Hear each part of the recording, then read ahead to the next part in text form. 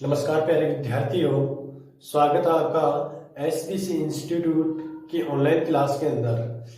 पिछली क्लास के अंदर अपन ने अध्ययन किया था रेस वैलिडिटी सिस्टम के पार्ट 2 के बारे में, जिसके बारे में मैंने उसके बारे में थोड़ा विस्तार से बता दिया था। उसकी जो आधी स्ट्रक्चर थी उसके बारे में विस्तार से मैंने बता दिया था।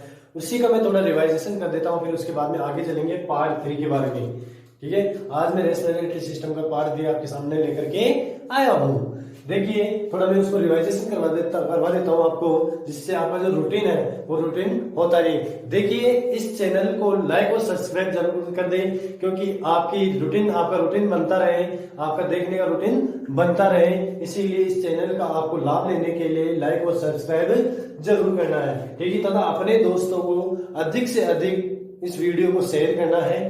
ठीक है, देखिए, मैं आपको बता रहा था कि ये हमारी ह्यूमन बॉडी है। इस ह्यूमन बॉडी के लिए मैंने बता दिया था कोशिका होती है। ठीक है, इसकी संरचनात्मक क्रियात्मक इकाई क्या होती है? कोशिका होती है। कोशिकाओं को ऊर्जा की आवश्यकता होती है। वह ऊर्जा कहाँ से प्राप्त होगी?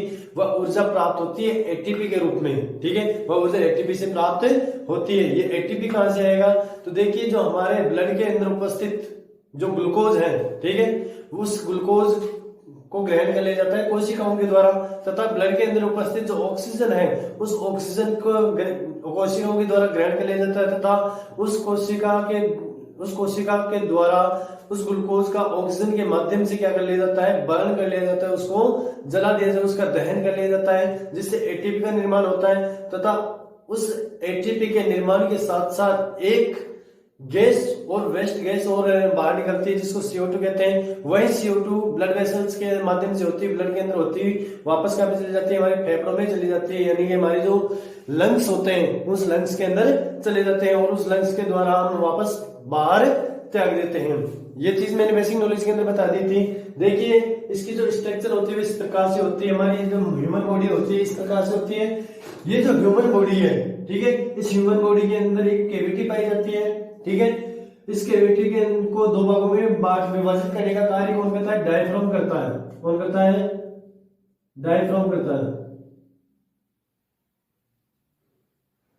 डायफ्राम, ये अपना डायफ्राम है, ये 2 भागों में विभाजित करती है इस कैविटी को।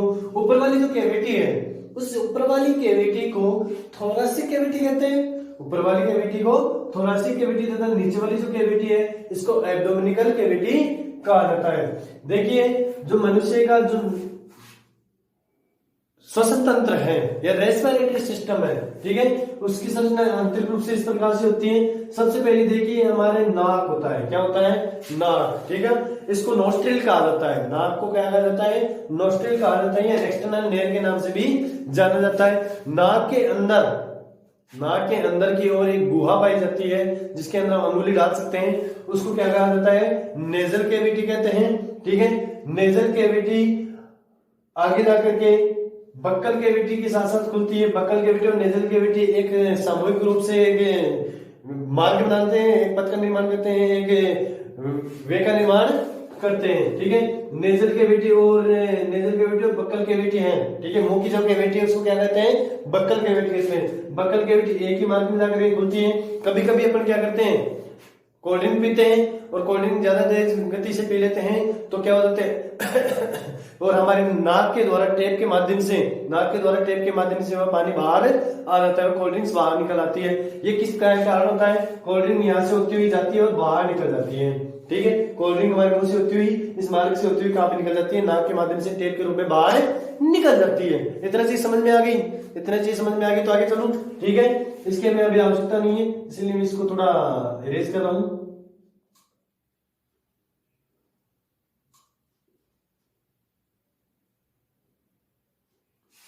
ठीक है, अब देखिए, नेजल कैविटी, यहां पे मान लीजिए नेजल कैविटी खत्म हो गई, यहाँ पे बक्कल कैविटी जो मुंह की कैविटी है वो खत्म हो गई। ठीक है, नेजल कैविटी और बक्कल कैविटी एक सामूहिक रूप से दोनों एक साथ एक मार्ग बनाती है, एक स्थान का निर्माण करती है। ठीक है, इस मार्ग को कहा जाता है फेरिंग्स। ठीक है, इस भाग को क्या कहा जाता है? इस पार्ट को क्या कहा जाता है?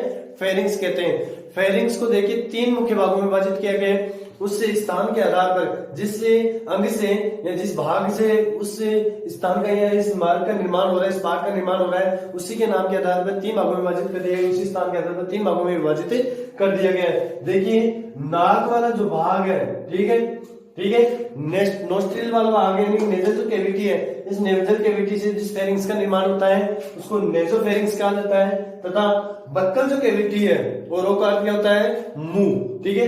तो जो बक्कल कैविटी है, उस बक्कल कैविटी से ओरो का निर्माण होता है, अर्थात कौन से फेरिंग्स का निर्माण होता है, ओरोफेरिंग्स का निर्माण होता है। तथा नीचे आ गया लेरिंग्स वाला भाग, ठीक है, कौन सा पार्ट आ गया, लेरिंग्स का भाग। तो लेरिंग्स से जिसका भाग का निर्माण होता है उसे लेरिंजोफेरिंग्स कहा जाता है। कौन सा फेरिंग्स कहते हैं, लेरिंजोफेरिंग्स कहते हैं। देखिए आगे आगे आकर के ये फेरिंग्स 2 ट्यूब्स के अंदर विभाजित हो जाता है। ये फेरिंग्स कितने ट्यूब में विभाजित हो जाता है, 2 ट्यूब्स के अंदर विभाजित हो जाता है, ठीक है। एक तो अपने जो गला है, ठीक है, इस गले के अंदर ये जो उभरा हुआ भाग है, ठीक है, इस उभरे हुए भाग वाले भाग को कहा जाता है लेरिंग्स। इस प्रकार से एक उभरा हुआ भाग होता है अपने गले के अंदर, ठीक है, इसको कहा जाता है लेरिंग्स, ठीक है। देखिए लेरिंग्स एक फैंसी नाम है, लेरिंग्स क्या है, एक फैंसी नाम है जिसको कहा जाता है वॉइस बॉक्स।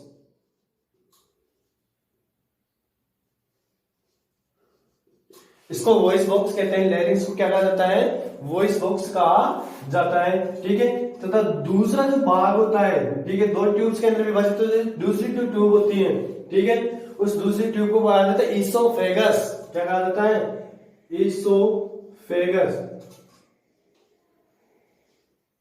क्या कहते हैं, ईसोफेगस कहते हैं, या फूड पाइप के नाम से भी इसको जाना जाता है। ईसोफेगस एक फैंसी नाम है, साइंटिफिक नाम है, इसको फूड पाइप के नाम से भी जाना जाता है। देखिए इसके ऊपर कुछ इस जो ये लेरिंग्स होता है, इस लेरिंग्स के अंदर कुछ तारे पड़ी हुई होती है, ठीक है, स्ट्रिंग्स पड़ी हुई होती है, जिन्हें क्या कहते हैं, जिन्हें क्या कहा जाता है, लेरिंग्स कहा जाता है। इन तारों को क्या कहते हैं, लेरिंग्स कहते हैं। जब भी अपना हवा बाहर निकालते हैं, ठीक है, जब भी बोलते हैं तो हवा बाहर निकलते हैं। आप कोई भी ध्वनि बोलते हो, मैं बोल रहा हूं आपके सामने, तो मेरे हाथ के ऊपर एक हवा का आभास हो रहा है कि अंदर से क्या निकल रही है, हवा निकल रही है। तो इस हवा के कारण ही इस तारों के अंदर क्या होता है, मूवमेंट होता है, जिसके कारण हमारी ध्वनि प्रतिध्वनि निकलती है, हमारी ध्वनि बाहर निकलती है, हम बोल सकते हैं। इन तारों के कंपन के कारण, इन मूवमेंट के कारण हम बोल सकते हैं, ठीक है। इसके ऊपरी भाग में यहाँ पे एक द्वार होता है, एक भाग होता है जिसको ग्लोटिस कहते हैं। इस ग्लोटिस के ऊपर एक कवरिंग भाग लगा हुआ होता है, इसके ऊपर क्या लगा हुआ होता है, कवरिंग भाग लगा हुआ होता है, जिसको क्या कहते हैं, एपिग्लोटिक कहते हैं, ठीक है। ये एपिग्लोटिक क्या कार्य करता है, मान लो आपने खाना यहाँ पे आ गया, ठीक है, यह खाना यहाँ अंदर लेरिंग्स में न चला जाए, इससे बचाने के लिए, ठीक है, इसकी सेफ्टी के लिए, इसकी सुरक्षा के लिए ये लेरिंग्स में ना चला जाए, इसके लिए क्या लगा हुआ होता है, एक ढक्कन लगा होता है जिसको एपिग्लोटिक कहते हैं। इसको घाटी ढक्कन के नाम से भी जाना जाता है, ठीक है। कहाँ पे जाएगा भोजन, फूड पाइप के अंदर जाएगा, एपिग्लोटिस में जाएगा, ठीक है, फूड पाइप में जाता है। अब देखिए कभी कभी क्या होता है, मम्मी डांटती रहती है, कभी कभी क्या होती है, मम्मी डांटती है कि बेटा जल्दी जल्दी भोजन मत किया करिए, खाना खाते वक्त बोला मत करो, ठीक है। उसका एक साइंटिफिक रीजन भी है, वो रीजन क्या है, देखिए आप खाना खा रहे हो, आप खाना खाते आप बोल रहे हो, आप बोलोगे, ठीक है, अंदर से क्या होगी, हमारे जो लंग्स है, हमारे लंग्स है, उन लंग्स से के जो बलून है, उन बलून से क्या होगी, हवा बाहर निकलेगी, और बाहर निकलेगी तो हवा कहाँ पे आएगी, लेरिंग्स में आएगी। इस लेरिंग्स में आएगी तो ये लेरिंग्स का जो ये ढक्कन है, ये क्या हो जाएगा, खुल जाएगा, एपिग्लोटिक है, ग्लोटिस वाला जो ढक्कन है, घाटी ढक्कन जिसको कहते हैं, वो खुल जाएगा, और खुलेगा तो आप भोजन भी कर रहे हो, और ये लेरिंग्स वाला भाग भी खुल जाएगा, ये घाटी ढक्कन वाला या एपिग्लोटिक वाला भाग भी खुल जाएगा, ठीक है। तो हमारा भोजन कहाँ चला जाएगा, इसके अंदर की ओर चला जाता है, इसमें चला जाएगा, लेरिंग्स वाले पार्ट में चला जाता है, जिसके हमारे क्या हो जाती है, खांसी हो जाती है, और हम बोलते हैं मम्मी पानी पानी पानी पानी, और हम मम्मी की आवाज नहीं सुनते हैं, उसी को वह बोलते हैं, उसी मम्मी को बोलते हैं, उन्हीं को कहते हैं कि मम्मी पानी दीजिए, मेरे तो ग्रास अटक गया है, ठीक है। तो ये इसके कारण होता है। अब देखिए मैं इसको इरेज करूंगा क्योंकि इसके आगे वाला पार्ट और बताना, मैं एक चीज और बताना भूल गया आपके सामने, ये वाला जो पार्ट है, ठीक है, बक्कल कैविटी वाला जो पार्ट है, ये वाला पार्ट, ठीक है, यहाँ पे एक विशिष्ट संरचना लगी हुई होती है, इस प्रकार से एक संरचना लगी हुई होती है। जब भी आप मुंह खोलते हो तो अंदर की ओर एक इस प्रकार से लटकी हुई संरचना होती है। खिचखिच वाले जो एड आती है उसके अंदर भी देखा होगा आपने, जिसके ऊपर कुछ जीवाणु या कुछ विषाणु या वायरस लटके हुए होते हैं, ठीक है, और बोलते हैं एड के अंदर कहा जाता है विक्स की गोली लो, खिचखिच दूर करो, ठीक है, उसी की बात कर रहा हूं मैं। इसको कहा जाता है, इसको क्या कहते हैं, इसको बोलते हैं VULA, व्यूला कहा जाता है। इसको क्या कहा जाता है, व्यूला कहा जाता है। इसके अंदर जो यू होता है, ये यू साइलेंट होता है, इसको व्यूला के नाम से जाना जाता है। देखिए इस भाग को किसी को ड्रॉ करना है तो ड्रॉ कर लो, फटाफट जल्दी से उतार लो, क्योंकि मैं आगे इसको इरेज करूंगा। इससे जस्ट आगे वाला पार्ट है वो नीचे नहीं बना सकता, इसको मिटा करके इसको इरेज करके फिर यहाँ पे बनाऊंगा। जल्दी से उतारो, फटाफट जल्दी करो,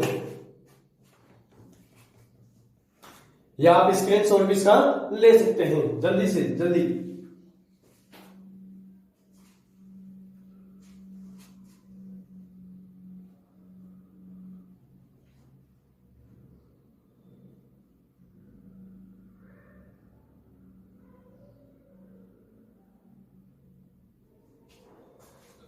डन।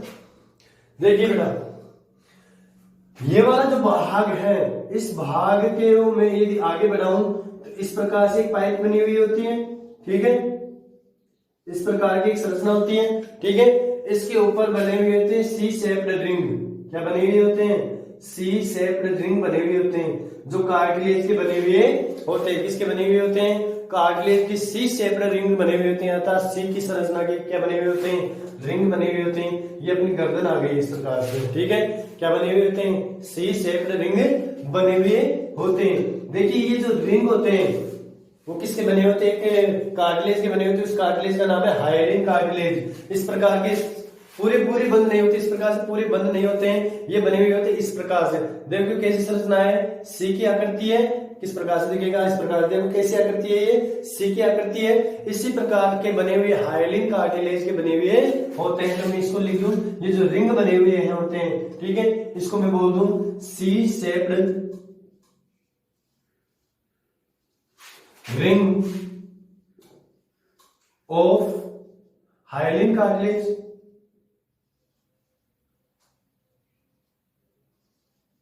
हाइलिन कार्टिलेज इसके बने हुए होते हैं, सी शेप के रूप में बने हुए होते हैं। तथा कौन सी कार्टिलेज के बने हुए होते हैं, हाइलिन कार्टिलेज के बने हुए होते हैं, ठीक है। ये जो संरचना है, ये पाइप है। इस पाइप को क्या कहा जाता है, इस पाइप को बोलते हैं ट्रेकिया। क्या कहा जाता है, इसको ट्रेकिया कहा जाता है। तथा ये ट्रेकिया एक फैंसी नेम है, साइंटिफिक नेम है। इसको विंड पाइप भी कहते हैं।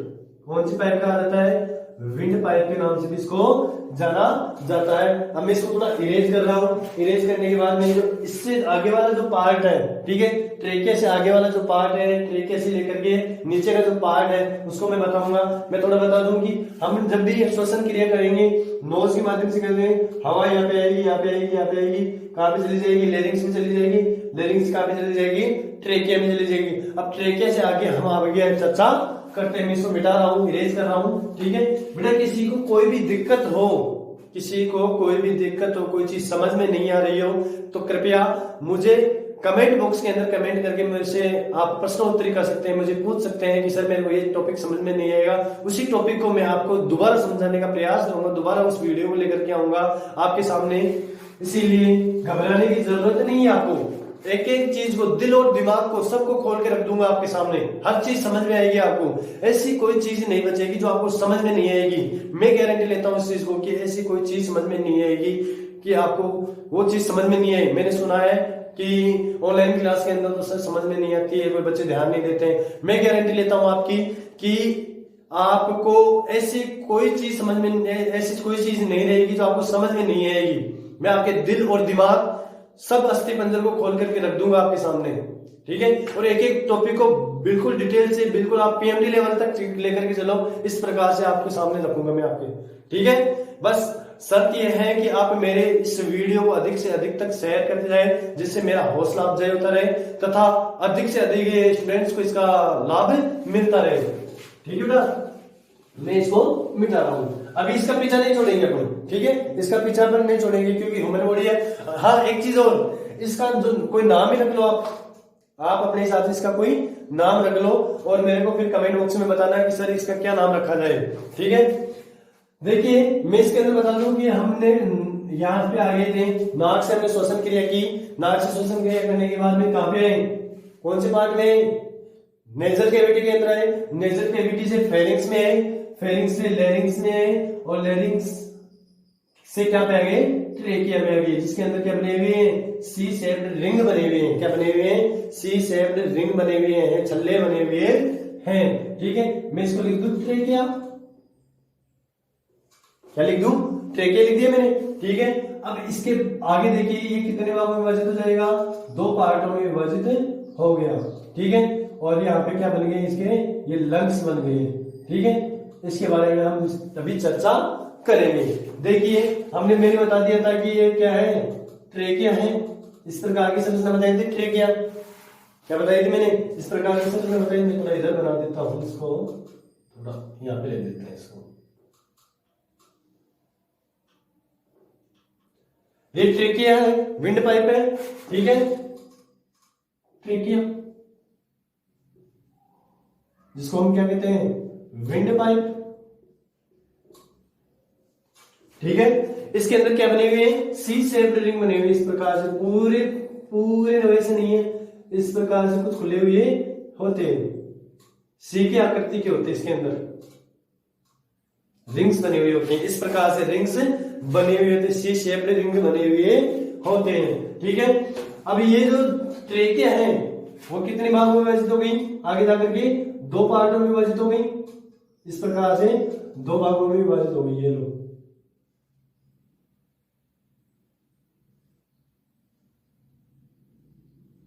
ठीक है, इसके ऊपर भी रिंग्स बने हुए हैं, वही सी शेप रिंग बने हुए हैं, हाइलिंग कार्टिलेज के।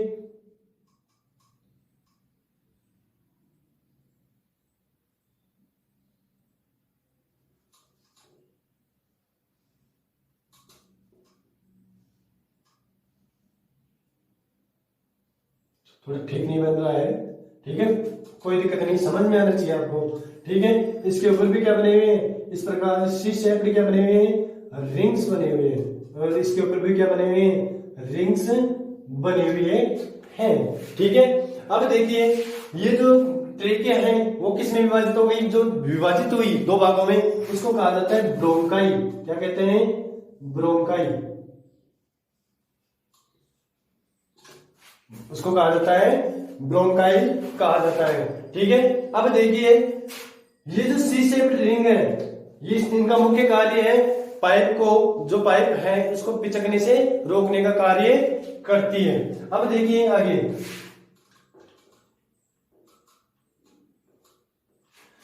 अब देखिए ये अपना क्या बन गया, लंग्स बन गए।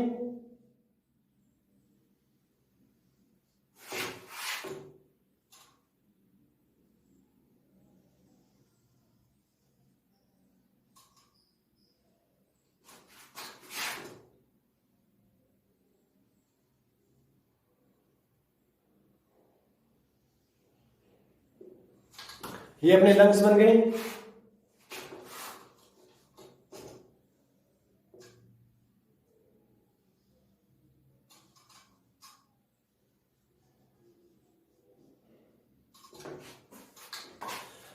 ये अपने क्या है, लंग्स है। अब देखिए ट्रेकिया कितने भागों में विभाजित हो गई, 2 भागों में विभाजित हो गई। अब आपके एनसीईआरटी के अंदर एक टर्म दे रखी है जो शायद आपको अभी भी समझ में नहीं आई होगी, मैं थोड़ा बड़ा छोटा बड़ा हो गया, इस चीज को थोड़ा कवर कर लेना, कोई दिक्कत नहीं है।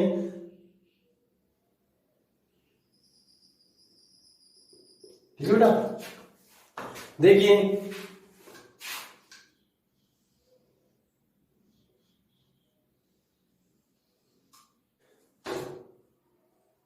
देखिए आपकी जो एनसीईआरटी की बुक है उसके अंदर एक टर्म दे रखी है जो शायद आज तक आपको समझ में नहीं आई होगी कि जो ट्रेकिया है जिसके अंदर सी शेप रिंग बने हुए हैं, ठीक है, ब्रोंकाई में भी सी शेप रिंग है और ट्रेकिया के अंदर भी क्या है, सी शेप रिंग है। जो ट्रेकिया है वह ट्रेकिया दो ब्रोंकाई में टूट जाती है। कितने ब्रोंकाई में टूट जाती है? दो ब्रोंकाई में टूट जाती है T5 लेवल में। किस लेवल पर टूटती है? ट्रेकिया ब्रोंकाई के रूप में T5 लेवल के ऊपर टूटती है, T5 लेवल के अंदर टूटती है। ये चीज आपको समझ में नहीं आई होगी, इस चीज को मैं थोड़ा आपको सामने एक्सप्लेन कर दूं। वैसे तो मैं जब आपको कंकाल तंत्र बताऊंगा, ठीक है, उस सिस्टम के अंदर आपको पूरा विस्तार से समझ में आ जाएगा, ठीक है। आपको रटना नहीं है, आपको थोड़ा सा समझना है कि मैं थोड़ा सा इसलिए बता रहा हूँ कि सर आपके क्वेश्चन उठेगा सर T5 लेवल होता क्या है, ठीक है। तो देखिए T5 लेवल को समझने के लिए मैं आपको थोड़ा एक डायग्राम ड्रॉ करके उस डायग्राम ड्रॉ के माध्यम से आपको बताना चाह रहा हूँ, ठीक है। ये मनुष्य की मुंडी है, सिर है,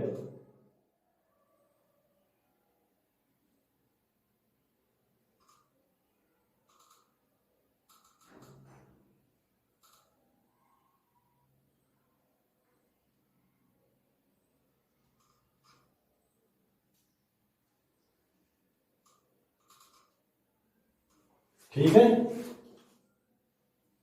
इस प्रकार से। अब देखिए अपने जो ये अपने पीछे एक रीढ़ की हड्डी बनी हुई है, ठीक है, अपना जो मेरुदंड है, ठीक है, ये छोटे छोटे कशेरुकाओं से मिलकर के बना हुआ होता है। छोटे छोटे स्ट्रिंग जो स्टील रिंग्स होती है, मजबूत रिंग्स होती है, उन कड़ियों के माध्यम से जुड़ा हुआ होता है। इस प्रकार से यहाँ पे स्टील रिंग्स होती है, कशेरुकाएं होती है, और कशेरुकाओं से मिलकर के इस रीढ़ की हड्डी का निर्माण होता है, मेरुदंड का निर्माण होता है, इस प्रकार से, ठीक है।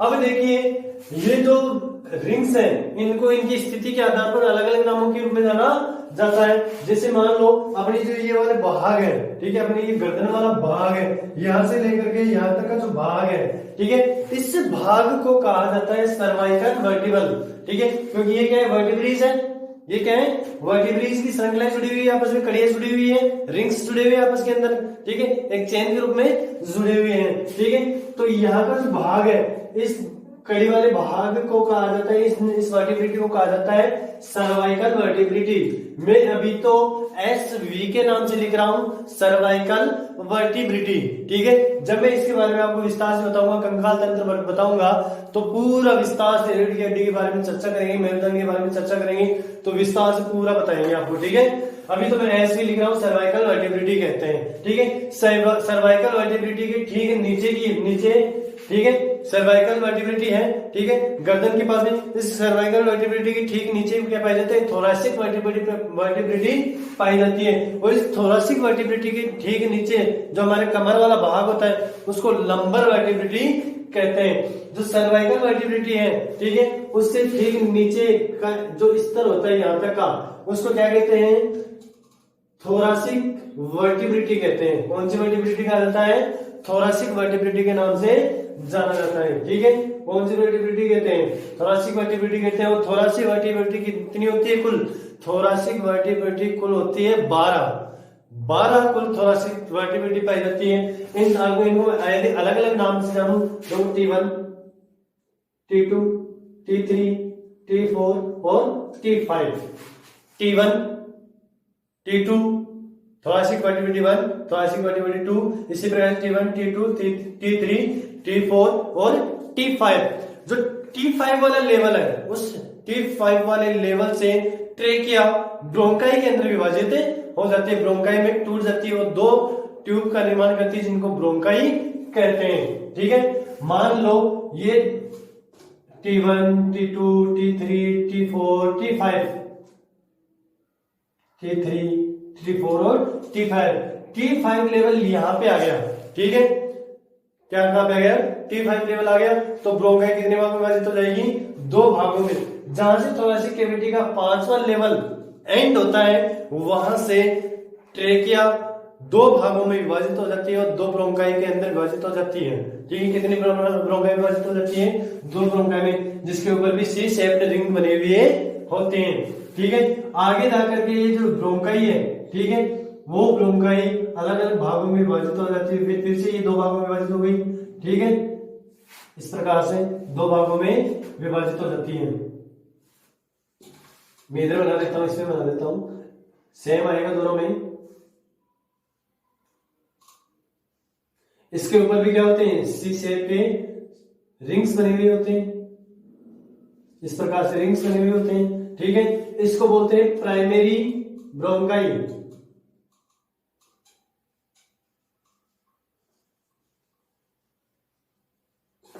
ठीक है, इसे क्या कहते हैं, प्राइमरी ब्रोंकाई कहते हैं। प्राइमरी ब्रोंकाई फिर से दो भागों में विभाजित हो जाती है, दो पार्ट्स के अंदर विभाजित हो जाती है। इस प्रकार से सी शेप रिंग बनी हुई है, इसके ऊपर रिंग बने हुए होते हैं। ठीक है, इसको क्या बोलते हैं, सेकेंडरी ब्रोंकाई कहते हैं। देखिए ये चीज आपको समझ में आ गई होगी, मैं इस चीज को इरेज कर रहा हूं, मिटा रहा हूं। ठीक है, ठीक है, यदि किसी को ड्रॉ करना हो तो ये एक बार ड्रॉ कर लीजिए, आप एक बार उतार लीजिए, आप यहाँ पे स्क्रीनशॉट ले लीजिए इसका, कि सर ने जो T5 लेवल बताया था वो कौन से लेवल पर टूटने के कारण T5 लेवल उसको कहा जाता है।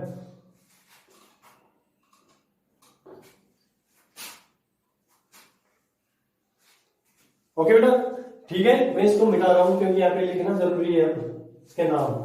ठीक है, तो देखिए ये जो प्राइमरी ब्रोंकाई में विभाजित हो गई। ठीक है, अब प्राइमरी ब्रोंकाई फिर से दो भागों में विभाजित हो जाएगी। अब उसको क्या कहेंगे, सेकेंडरी ब्रोंकाई। क्या कहेंगे, सेकेंडरी।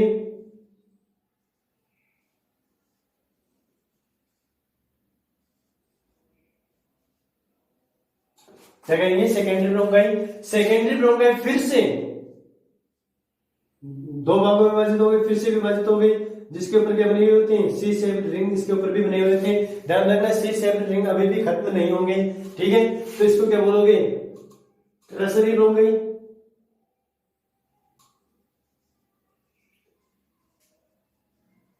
क्या कहेंगे इसको, टर्सरी ब्रोंकाई। अब ऐसे नहीं कि क्वार्टर, ऐसे नहीं है, बस ब्रोंकाई कहां पे नष्ट हो जाएगी, कहां पे पूरी हो जाएगी, टर्सरी ब्रोंकाई। देखिए ट्रेकिया ब्रेकडाउन टू ब्रोंक्यूल्स। ठीक है, दो ब्रोंक्यूल्स में विभाजित हो गई, trachea into breakdown to two bronchi into two bronchi, या ब्रोंकाई में विभाजित होगी।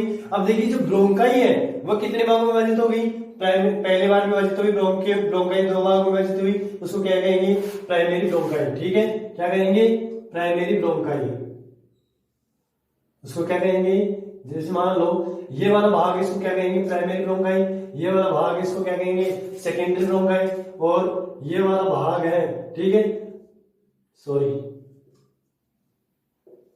ये वाला भाग है इसको क्या कहेंगे, सेकेंडरी ब्रोंकाई, और तीसरा पार्ट है उसको क्या कहेंगे, टर्सरी ब्रोंकाई कहते हैं। अब देखिए ब्रोंकाई और अधिक विभाजित होती हो जाएगी। ठीक है, अब मान लो ये ब्रोंकाई है, ये और अधिक विभाजित हो गई इस प्रकार से। ठीक है, ये विभाजित हो गई, ये ब्रोंकाई और विभाजित हो गई। इसके ऊपर भी क्या बने हुए होते हैं, रिंग्स बने हुए होते हैं, इस प्रकार से क्या बने हुए होते हैं, रिंग्स बने हुए। रिंग्स अभी खत्म नहीं होंगे बेटा। देखिए इससे ये जो टर्सरी ब्रोंकाई से जो निर्मित ब्रोंकाई है, ठीक है, अब वो ब्रोंकाई नहीं होगी, वो बन जाएगा ब्रोंकियोल्स। क्या बन जाएगा, ब्रोंकियोल्स। जब भी किसी बड़ी चीज को तोड़ते जाते छोटे रूप में ले लेते हैं, जब भी किसी चीज को तोड़ने पर वह और अधिक सूक्ष्म रूप में हो जाती है तो उसके आगे क्या लगा लेते हैं, ओल लगा लेते हैं। जैसे ही उसके ओल लग जाता है उसका सूक्ष्म रूप हो जाता है, उसके छोटा रूप हो जाता है, इसको क्या कहा जाता है, ब्रोंकियोल कहा जाता है। ठीक है, अब देखिए ये जो ब्रोंकियोल है, ठीक है, इस ब्रोंकियोल को क्या कहा जाता है, इनिशियल ब्रोंकियोल कहा जाता है। इस ब्रोंकियोल को क्या कहा जाता है, इनिशियल ब्रोंकियोल। ये हो गया इनिशियल ब्रोंकियोल। क्या कहा जाता है इसको, इनिशियल ब्रोंकियोल के नाम से जाना जाता है। और अब देखिए ये इनिशियल ब्रोंकियोल तक तो क्या होंगे, सी शेप्ड रिंग होंगे। जो इनिशियल ब्रोंकियोल है वहां तक तो इसके ऊपर क्या बनेंगे, सी शेप्ड रिंग बनेंगे। ठीक है, अब इसके बाद में जो सी शेप्ड रिंग है वो बनने बंद हो जाएंगे। अब देखिए इसके ऊपर जो सी शेप्ड रिंग है वो बनने बंद हो जाएंगे, और अधिक विभाजित होते जाएंगे। इन सभी को क्या कहेंगे? ब्रोंक्यूल्स कहते हैं। क्या कहते हैं इन सभी को? ब्रोंक्यूल कहते हैं। अब देखिए धीरे धीरे ये बड़े होते जा रहे हैं, ठीक है, सॉरी छोटे होते जा रहे हैं, बड़े के छोटे, इनका आकार क्या होता जा रहा है? छोटे होते जा रहे हैं, इसीलिए इनको क्या कहा जाता है? ब्रोंक्यूल कहा जाता है। अल्टीमेटली ये विभाजित होते जाते इन सभी को क्या कहा जाता है?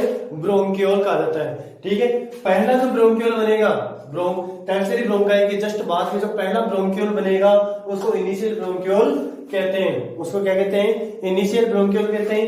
तथा ब्रोंक्यूल विभाजित हो जाता है और विभाजित होते जो विभाजित हो रहे हैं उन सभी को क्या कहेंगे? ब्रोंक्यूल कहेंगे। अल्टीमेटली अंत के अंदर, लास्ट के अंदर एक लास्ट का जो ब्रोंक्यूल है, ठीक है, उस लास्ट वाले ब्रोंक्यूल को कहा जाता है टर्मिनल ब्रोंक्यूल।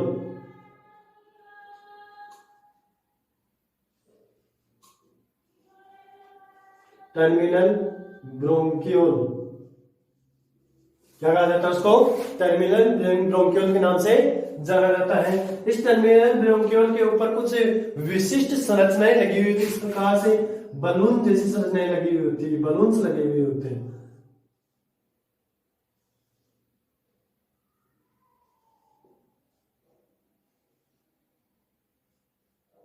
इस प्रकार से बलून्स इसके ऊपर लगे हुए होते हैं।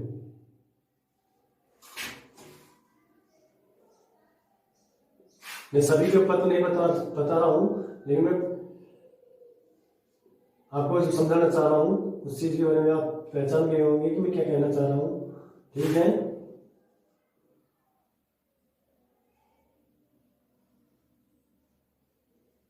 इस प्रकार से क्या लगे हुए होते हैं? बलून्स लगे हुए होते हैं, जिनके अंदर हवा आकर के क्या होती है? इनके अंदर बढ़ती है। ठीक है, इस प्रकार से क्या बने हुए होते हैं? इनके ऊपर बलून्स बने हुए होते हैं। ठीक है, जो ये बलून्स किसके ऊपर बने हुए होते हैं? ये बलून्स बने हुए होते हैं टर्मिनल ब्रोंकाई के ऊपर, जो विभाजित होते जो ब्रोंक्यूल विभाजित होते लास्ट का जो ब्रोंक्यूल्स है उसको बोलते हैं टर्मिनल ब्रोंक्यूल। इसी के ऊपर क्या लगे हुए होते हैं?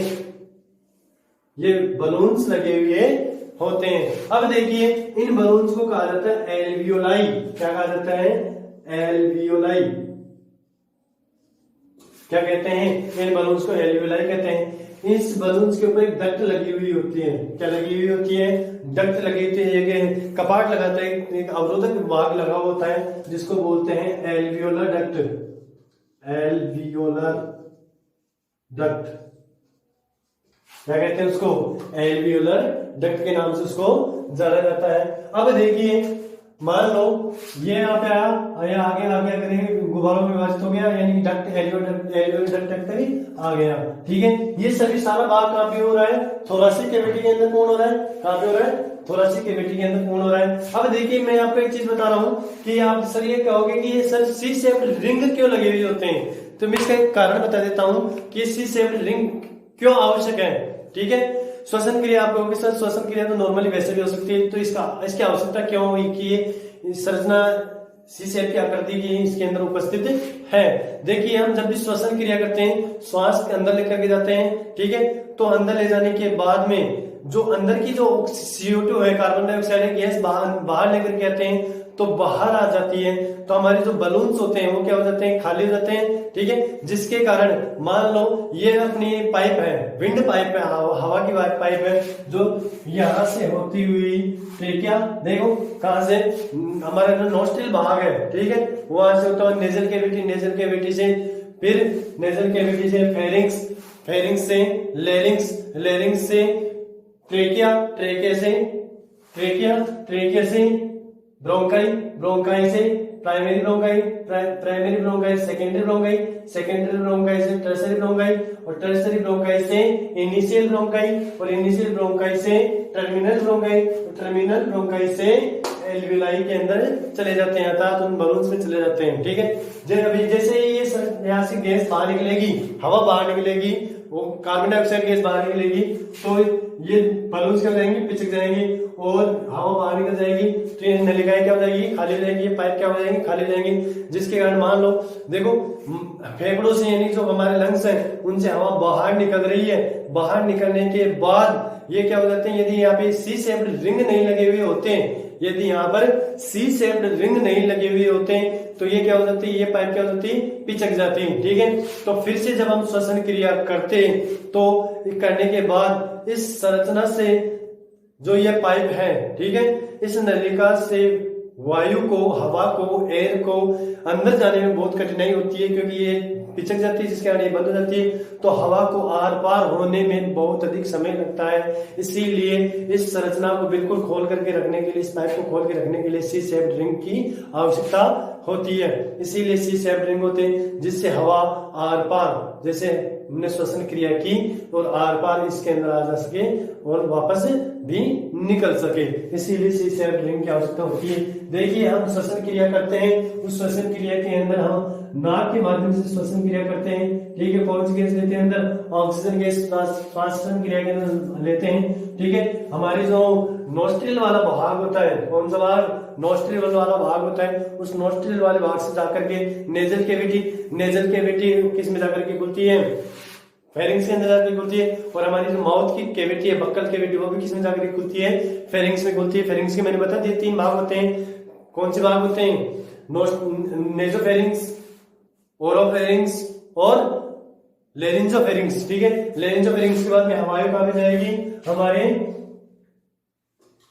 लेरिंग्स से जाने के बाद में फेरिंग्स से कहां जाएगी, लेरिंग्स के अंदर जो हमारे तार पड़े हुए होते हैं, ठीक है, स्ट्रिंग्स पड़े हुए होते हैं, उनके माध्यम से होती हुई कहां पे चली जाएगी, ट्रेकिया में, और ट्रेकिया से होती हुई कहां पे चली जाएगी, ब्रोंकाई में, ब्रोंकाई से कहां पे जाएगी, प्राइमरी ब्रोंकाई में, प्राइमरी ब्रोंकाई से सेकेंडरी ब्रोंकाई में, सेकेंडरी ब्रोंकाई से टर्शियरी ब्रोंकाई में, और टर्शियरी ब्रोंकाई से कहां पे जाएगी, ब्रोंकियोल्स के अंदर चली जाएगी।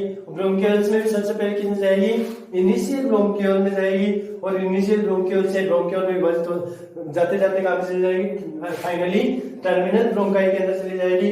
और जैसे ये टर्मिनल ब्रोंकाई में चली जाती है तो टर्मिनल ब्रोंकाई से जुड़े हुए होते हैं एल्वियोलाई जुड़े हुए होते हैं। क्या जुड़े हुए होते हैं, एल्वियोलाई जुड़े हुए होते हैं, यानी कि बलून्स जुड़े हुए होते हैं। इन बलून्स के अंदर हवा बच जाती है। इसीलिए जब हम श्वसन क्रिया करते हैं, हमारे जो चेस्ट वाला पार्ट है वह क्या हो जाता है, ऊपर फूलता है। क्यों, क्योंकि हमारा जो ये वाला भाग है, ठीक है, कौन सा भाग, लंग्स वाला भाग, ये लंग्स है, ठीक है, ये लंग्स वाला जो भाग है वो कहां पे होता है, सेंटर ऑफ चेस्ट होता है। कहां पे उपस्थित होता है, सेंटर ऑफ चेस्ट उपस्थित होता है। ठीक है, जैसे हम श्वसन क्रिया करते हैं, सांस अंदर क्यों लेते हैं, तो हमारे फेफड़े जो होते हैं, ठीक है, हमारा जो चेस्ट होता है वो फूल जाता है। वो किसके कारण फूलता है, जैसे हम श्वास अंदर ले जाते हैं, ये बलून्स फूलेंगे तो इन लंग्स के अंदर क्या होगा, फैलाव होगा। फुफ्फुस के अंदर क्या होगा, फैलाव होगा। इन फुफ्फुस को आवृत कौन करके रखती है, पसलियां आवृत करके रखती है। ठीक है, इन ये लंग्स फैलेंगे, ठीक है, ये लंग्स फैलते हैं तो हमारी जो फसलियां होती है वो भी क्या होती है, मूवमेंट करती है और फैलती है। ठीक है, और जैसे ही हम श्वसन क्रिया छोड़ते हैं, सांस बाहर निकालते हैं, तो हमारे चेस्ट क्या होता है, शिथिल हो जाता है, यानी कि वापस वैसी की वैसी अवस्था में चला जाता है। दोस्तों जल्दी से इस डायग्राम को ड्रॉ कर लो, फिर मैं आपको आगे चर्चा करता हूं।